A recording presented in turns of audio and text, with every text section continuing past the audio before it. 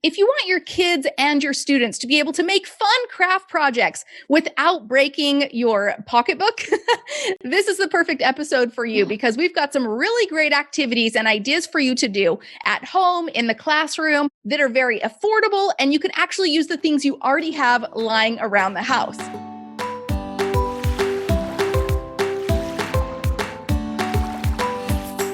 Welcome back to the Preschool All-Stars podcast. I'm your host, Joy Anderson, and with me today is my good friend, Kimberly McLeod. She is the author of this gorgeous book behind me, Fun and Easy Crafting with Recycled Materials, and also she is the creator of thebestideasforkids.com. She has over 2 million followers on social media. She's been featured in Woman's World magazine and Good Housekeeping, and she's a lover of handprint crafts and slime.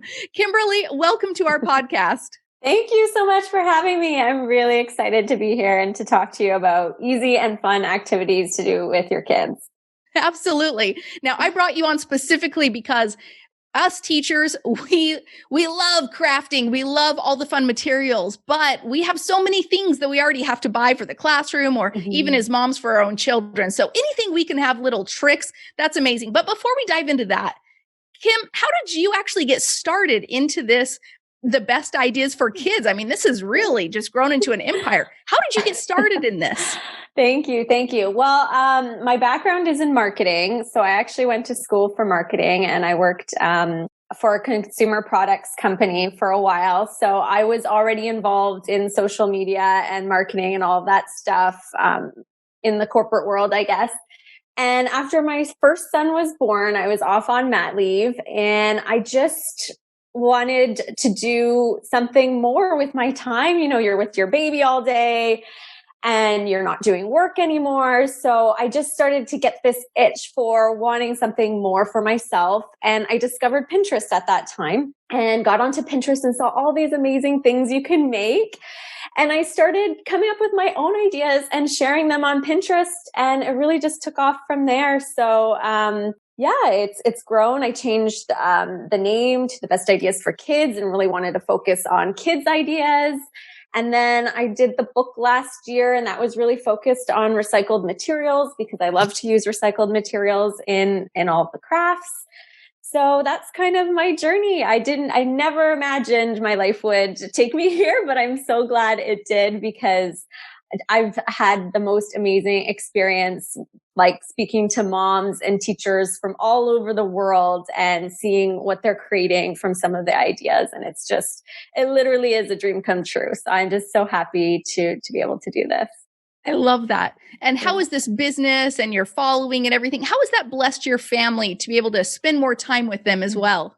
Oh, it's a huge blessing. I mean, my kids are involved in a lot of the activities that we do too. And so that's been exciting and fun for them as well to kind of help with the ideas and create them and make them and be actually the first testers of everything.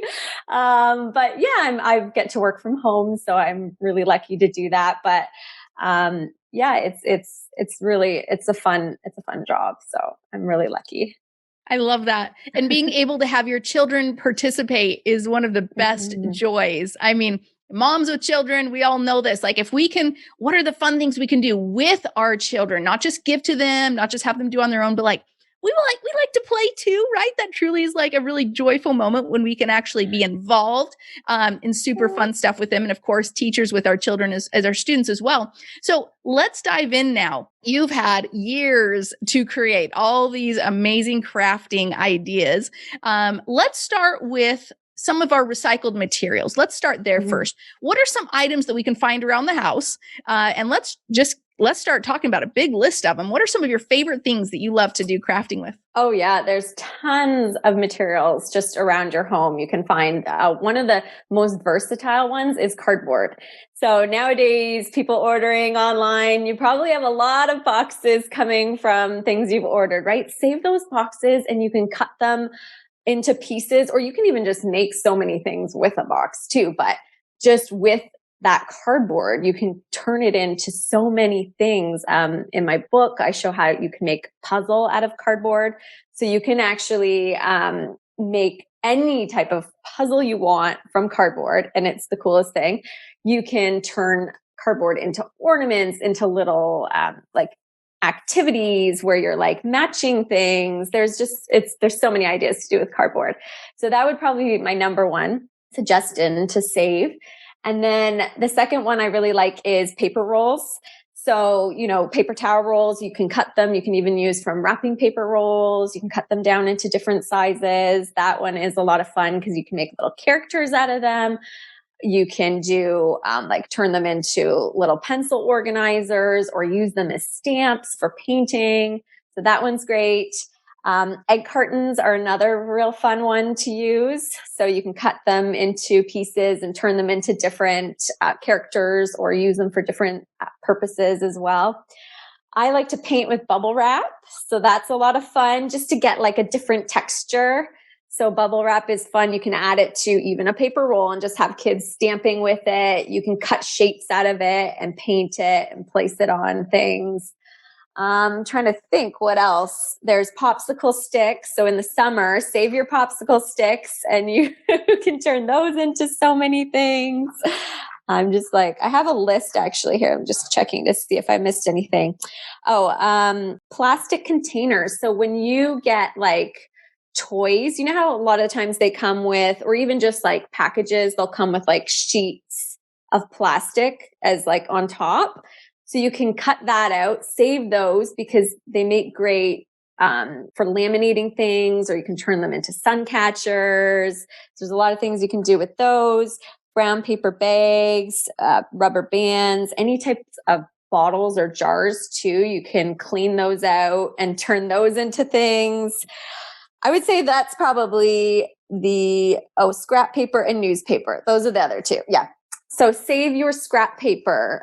So when you cut things out, there's always like a little bit of leftover, little squares or triangles. Save all those pieces because you can tear them up or cut them into small squares and turn them into mosaic art or other types of art. And then newspaper is the final one. You can paint newspaper and make tons of different things from newspaper as well. So that's a big list, but those are kind of my top recycled materials I would say to save. Oh, absolutely. I love that. And I saw some in your book too.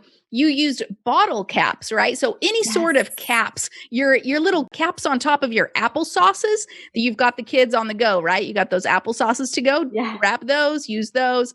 Any types of bottle caps, those are super fun. You can make them into little flowers I saw you had. Yep. You can make, so you could take bottle caps and use them for any type of art. But the other fun thing with those little pouch cap tops, for kids older than 3 that aren't going to put small items in their mouth, you can actually do so many types of activities with those. So I've seen people use them in like sensory bins or like put them in like, frozen little ice cubes, and then kids can try and melt them out or sorting by color because they come in all different colors too. So that's fun. You can create like little, I want to say like bowls for them to like place and sort by color. So yeah, those are a really fun one to save. And they're, if your kids like those pouches, you tend to accumulate a lot of them.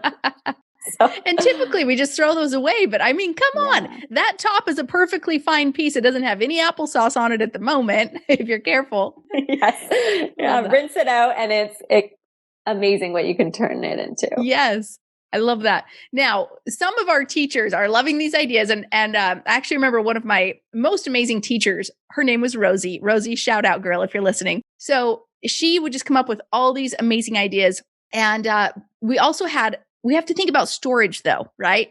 Yes. So we have to think about if we have all these materials either in our home or in our classrooms, what are some good ways to store them? Because if you're like me, you're thinking about all the things you could use. And so putting them into individual storage containers, I think that's where we run into the difficult thing because there's just a wide variety. Yes. You could fill up almost a whole closet full of recycled materials, which I did when I was making the book. So you know what? The cardboard is probably the hardest thing to store because it is so large. As I had mentioned previously, with something like a box, if you know you're not going to create a car out of the box or turn the box into a fort, like actually use the box as it is. I like to break it down into pieces and then I'll cut it down, like, and take the pieces off that I don't want. So then you just have kind of like the flat lines of cardboard you can place maybe, I mean, if you're at home, even under a bed, like somewhere tucked away where, it's not going to get in the way. If you have a closet, to put it in the back of a closet. So that's probably the trickiest one to try and store because cardboard can be so big, and depending on what you want to make, you could save and accumulate a lot of cardboard.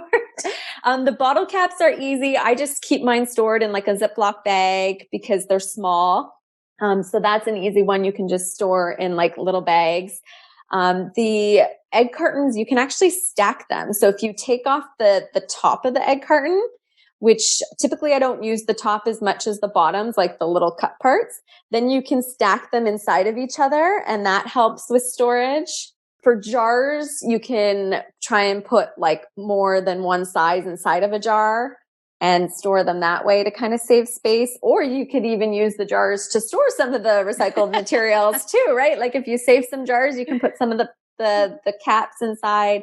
I know a lot of people like to use like real big kind of Tupperware bins and put either it's craft materials or sensory materials and try and organize that way.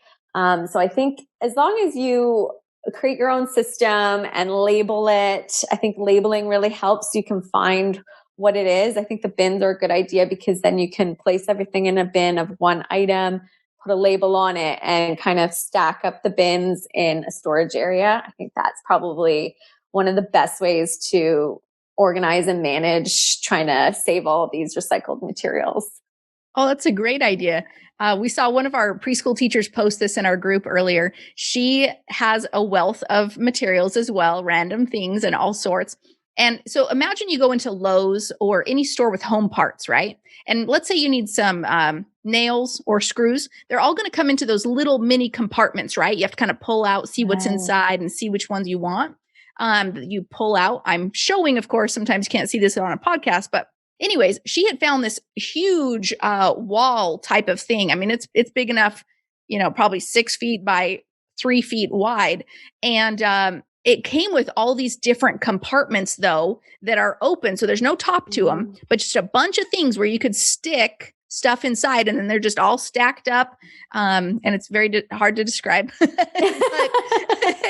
If you picture just a wall of like a bunch of stuff at Lowe's or Home Depot, right? Little compartments you got to open up. It's like that without the tops and the lids. So that's another idea. Some of us, of course, would probably just grab a big old tote, like you said, a Tupperware, and put a little of this and a little of that and give it to the students, and they could make their own fun projects as well. Yes. That's one of the best things with recycled materials is you don't even need to have an end goal in mind with using them with kids. Is they just like to create, and having that diverse set of materials to work with. From my experience, they just love to be able to like pick and choose different items and textures and that kind of thing to make their own creation. And that is amazing too. I love that. What are some of your favorite outdoor materials to bring in for some of your crafts? Things you can find outside. Yeah. Oh, rocks are awesome. So we love rock painting and turning different kind of crafts, or making crafts out of rocks, I should say. And sticks can be fun too. So you can do a lot with sticks. Leaves, you can make tons of leaf art, either using the leaves or painting them to create other types of art. Flowers even you can paint with flowers, you can press them and preserve them. Those are probably, there's other things that you can do with like snow. There's snow art, but that's more like outside. You can paint actual snow outside with you can make your own spray snow paint. We've done that. That's probably, I would say, so fun. What I can think. Yeah.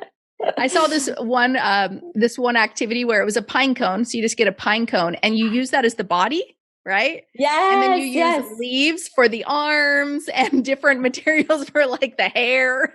Yes. Yeah. Pine cones are just as versatile as, like, I would say paper rolls. You can turn like a pine cone into anything, but we've made, you can turn pine cones into paint them to look like flowers. And I made a pine cone wreath for Christmas, which is just so beautiful. I just love the way pine cones look. Absolutely. Now, we talked about paint a bit, and especially with crafting, painting is definitely a thing. So, what is one of your favorite brands of paint? Where can we get it? Yeah, so in a school setting, you would probably want washable paint because as a teacher, trying to clean up, washable paint is the best option for younger kids, preschool age, obviously. So that's great. But at home with my kids, I actually like to use acrylic paint.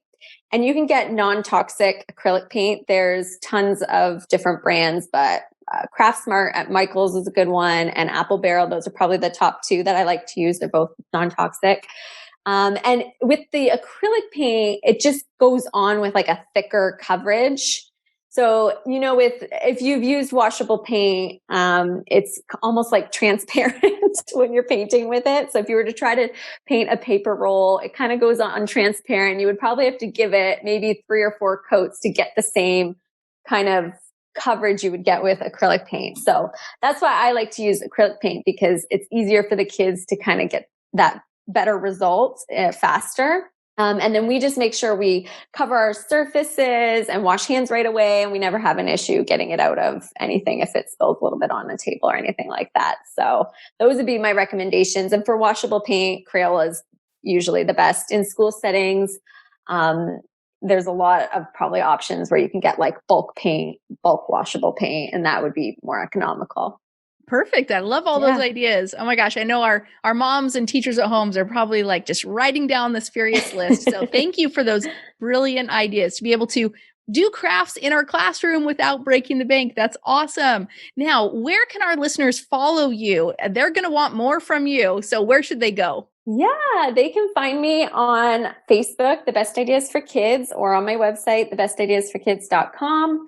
I'm also on Instagram, and my handle's at Best Ideas for Kids. So those are probably the 3 places I'm most active that they can find me. Perfect. Yeah. So definitely go follow her. Go grab her book. She also has craft kits at Michael's, but you can find those on her website. So go to thebestideasforkids.com and you'll be able to find everywhere she's at. Again, Kim, thank you so much. Thank you for having me. It was a lot of fun. If you love today's episode, then you are going to love this. I want to give you a free gift in your hands. This is a copy of my book, Start Your Preschool, and I want to get it to you for free. Yes, I said for free. It is a 300-page book. It'll help you learn the step-by-step process to actually starting your local or your online preschool. Every single step that I walked myself through, as well as the thousands of women who've created their own successful preschools, have gone through the exact steps listed in this book. Not to mention, I also share 20 amazing women's stories. So you can see how not only did it work for me, but it works for amazing women just like you as well. I want to get you this free copy. Just go to freepreschoolbook.com or click the link in the description and we'll get it to you today. Again, just go to freepreschoolbook.com and we'll get it right to you.